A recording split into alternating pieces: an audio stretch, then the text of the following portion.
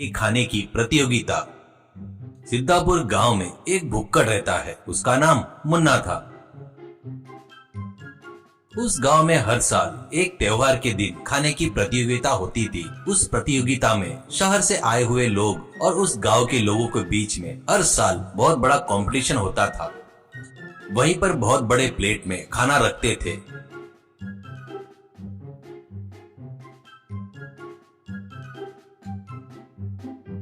उसमें हिस्सा लेने वाले उनके सामने बैठकर कंपटीशन के लिए तैयार रहते थे। तभी गांव का मुखिया 1 2 3 कमान करके कहते ही स्पर्धा शुरू होती थी। वैसे लड्डू ही हर खाने के कंपटीशन में भाग लेकर उसमें दिए हुए खाने को सबसे पहले स्वाहा करके हर साल पहला प्राइज जीतता था। मुन्ना का सिकंदर बोलकर एक दोस्त रहता है।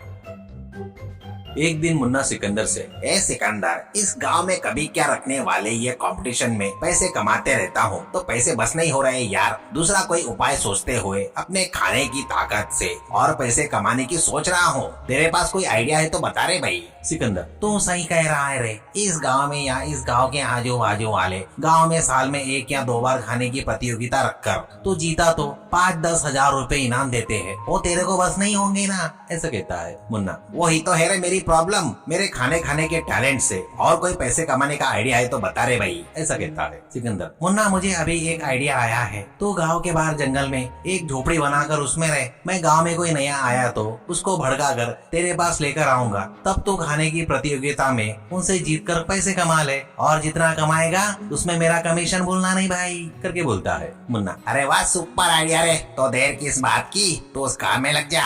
मैं गांव के बाहर झोपड़ी बनाने के काम में रहता हूँ, तेरा कमीशन नहीं भूलूंगा रे। ऐसा कहता है।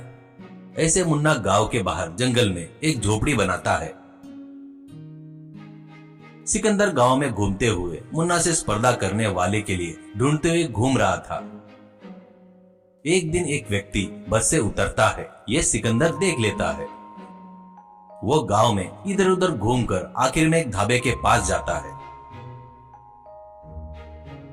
सिकंदर उसको बस से उतरता है तब से देख रहा था। बस से उतरा हुआ आदमी ढाबे के पास चिकन बिरयानी का ऑर्डर देकर खा रहा था। सिकंदर उसके आगे बैठकर चिकन बिरयानी का ऑर्डर देता है।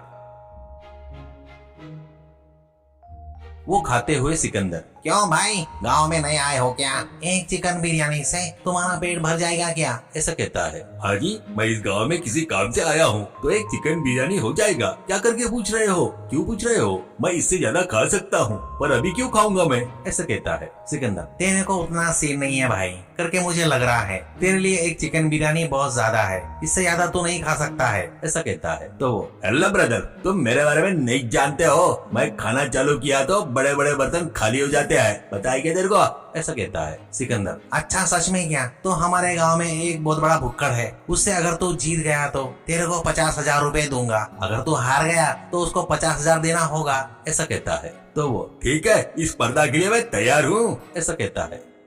उस तरह सिकंदर उसको लेकर मुन्ना की झोपड़ी के पास आता है और उससे स्पर्धा के बारे में बोलता है। तो मुन्ना, देख भाई, मैं अभी इस बड़े विशाल थाली में खाना रखूंगा। जो भी उसे 10 मिनट में खाएगा वो ही स्पर्धा में जीत गया समझो। ये तुझे मंजूर है क्या? ऐसा कहता है। वो, इस थाली में क्या, मैं रेडी हूँ, करके बोलता है और स्पर्धा शुरू हो जाती है। उस बड़े विशाल थाली में दोनों खाना खा रहे थे। मुन्ना 5 मिनट में पूरी थाली खाली कर देता है, पर वो खा नहीं पाया। सिकंदर, हमारा मुन्ना ही स्पर्धा में जीत गया, तुम हार गए। निकालो निकालो, 50,000 निकाल के दो। ऐसा कहता है। वो रोती सूरत बनाकर मुन्ना को 50,000 रुपए देता और चला जाता है। और ऐसे मिले पैसे में से मुन्ना सिकंदर को उसका कमीशन पैसे देता है। ऐसे सिकंदर गांव में आए नए लोगों को उकसाकर भड़काकर मुन्ना के पास लाकर उससे खाने की स्पर्धा करके वो हार जाने के बाद उससे पैसे मुन्ना को दिलवाते हुए अपना कमीशन लेते हुए खुशी से जी रहा था। ऐसे ही रहते हुए एक दिन उस गांव में एक दुबला पतला आदमी बस से उतरता है। उसके बदन भर पूरा सोना था। उसको सिकंदर देखता है।